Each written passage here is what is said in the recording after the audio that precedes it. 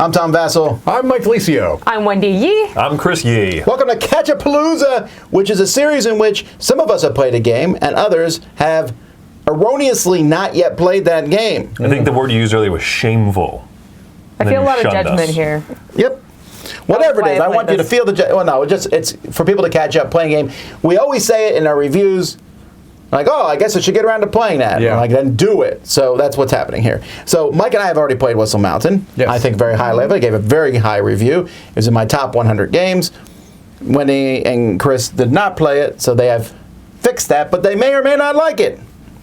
Now, have you guys, before you played this, did you play Whistle Stop? Yeah, we played Whistle Stop. Did you a long like time Whistle ago. Stop? I did like Whistle Stop. Yeah, I really like it actually. Yeah. I'd probably give that one like an 8 or so. It's a very different game, though. And that's what is my kind of connection to this, is that I also played Whistle Stop first, and I don't like Whistle Stop. I don't like it at all. And so I had to kind of be convinced to play this because I was under the impression that there was more of a connection than there is, because there's basically zero connection. They both have whistles. And they have a co-designer, yeah. They don't even have coal in both of them. Mm-hmm. Yeah, it's a completely different setting. They're different types of whistles. Like, this is a get on and off the clock whistle. The other one is a train whistle, right? Holy smokes, you're right. I think he was trying to build up the Whistle cinematic universe, yeah. the whistles. I think it hurt in this case, but that's I just my really opinion. do, because when I got it, I like Whistle Stop fine, but I was like, nah, another game and the same thing. And this game, I don't know if you guys would agree, I don't think this game is much of a looker. It's okay. It's fine. Yeah, I agree. It's not pretty to look at. It has the neat water thing, right? Yeah. But like all the machines don't look that interesting, and the gears that fit in your board. There's some cool stuff, but like the overall look, it's functional. You can take good pictures of the zeppelins, of the balloons and stuff. Those are great pieces, but yeah. I think it's thematic though, because I used to live out here in the desert, and there's nothing. Like, it just some people Sure. love that and they think it's beautiful. I grew up with it, and I just think like it's very the same, Is this Hoover Dam? I don't think it's Hoover Dam, but it's just out west. It's the Great American West, you're right. Like, it's just generic mountains. It's a weird. West Mountains. Well, actually, it has to be. It has to be in some alternate universe anyway, because there's no dam that was being built by zeppelins. Well, I mean, you might hot air balloons. You might have a hot air balloons, a pretty terrible thing to use I as would a not be. machinery I don't anyway. think they would work well with lifting heavy blocks. Anything. Right. Okay, but it's a worker placement game, and the point of this game is you are creating where the workers can go, at least in the middle. There's outside spots that are the same, but it's all about building these really interesting things that both give you resources and eventually start doing all kinds of crazy combinations with machines. What did you think about that? So going into this, I didn't realize it was a polyomino game until reading the rule book, and I was like, oh, I like polyominoes. So the way that you're placing out in that like shared board, fitting stuff in so that there's good places for zeppelins to go and choosing where those zeppelins fit, I like that a lot. Until you said this right now, I have never once in my life thought of this as a polyomino game. Yeah? Now that you said it, I still don't. Because there polyominoes are in it. But if someone said, I like polyomino games, I wouldn't be like, play Whistle Mountain. It's like in the Hall of the Mountain King. It also has polyominoes, but I don't think of it as a polyomino game. And That's interesting, because that's something that stuck out to me that I was like, I'm more interested now because that's involved. Did you like the points you got from doing that? Yes. I found that to be okay, but to me, whenever I built that whole thing, it wasn't about placement. I was thinking about, I just built a cool spot that you can go to now. Yeah. Right, and I think that's because you have the machines are all just kind of basic shapes, like square or rectangle, but then it's the little framework around it, and that's where your zeppelins.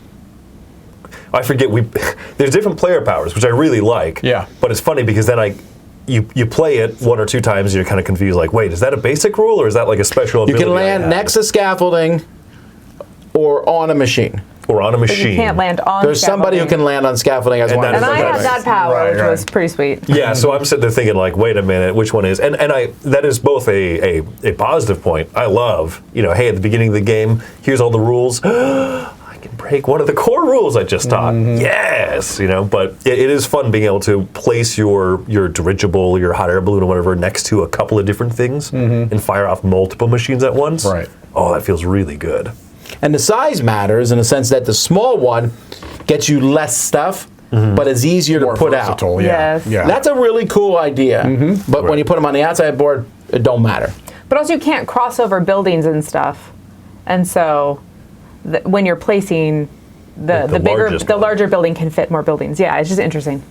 You Yeah. like the resource management because you have 4 resources It's of each tight. type, and you can't stockpile them. Right. But if you get the right different upgrades, you can turn one or more of them into wilds, which is crazy. Yeah. Well, it's funny too because it really depends on the order that the machines come out. I could see playing this game, 5 different times and just having a very different experience every single time. Not just a mix from the player powers, but then also like when we played it, no whistle machines came out. We had no wilds until like the very last quarter of the game.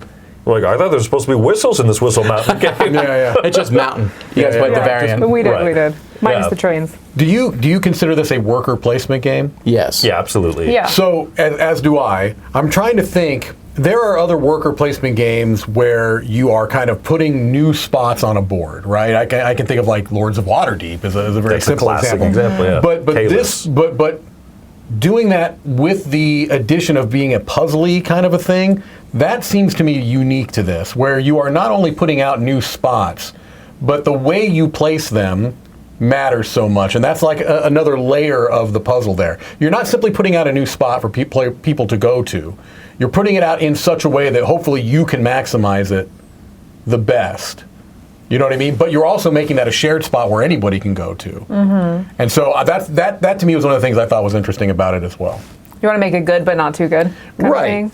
Yeah. You want to, if you can, make it so it's most beneficial to you. Right. It kind of it does make me think a little bit of Kalis, but way less boring way. Yeah. Where Kalis, like the order that you build those things out matters because Sure. of the can they be shut down or not or anything. But it is a little bit to your point of like placement matters. And also one thing that I didn't realize as we were playing the game is that. Like, I had read the rules, and we're like, cool, let's sit down. We start playing, and we're like, oh, I love this machine. This machine down here is so great. It's so good. I'm always going to be using this machine. What do you mean flooding? Yeah. It's gone.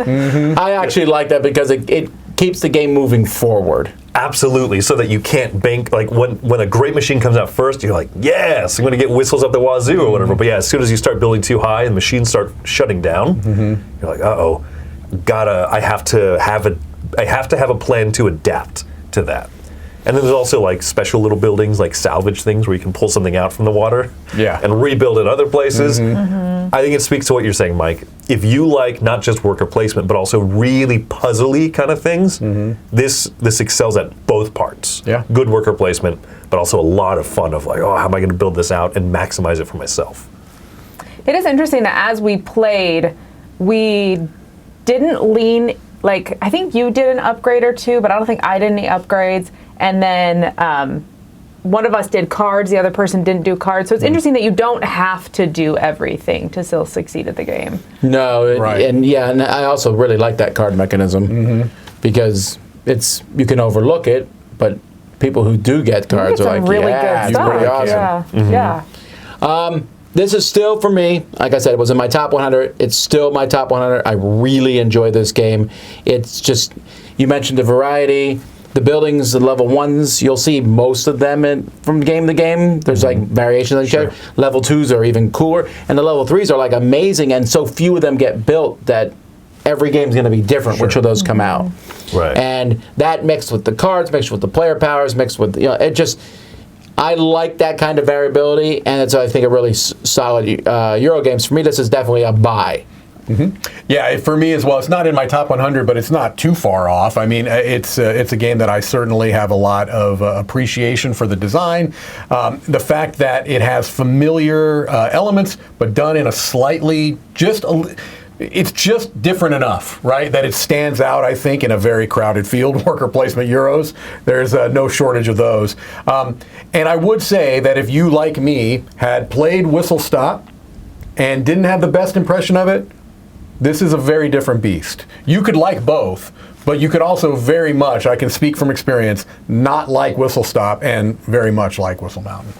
Sure, because one's a train game and one is Well, sure. not. Yeah. So it's a buy from you also? Yes, it is a buy for me also. So, and if people aren't familiar, we have the buy it, bring it, bury it scale on Catchupaloozas. We haven't used bury it too much. So I'm going to continue that trend. That's be like, there's no way you hate it on that much. Come on What you've now. been saying, yeah. No, this one's for me a bring it.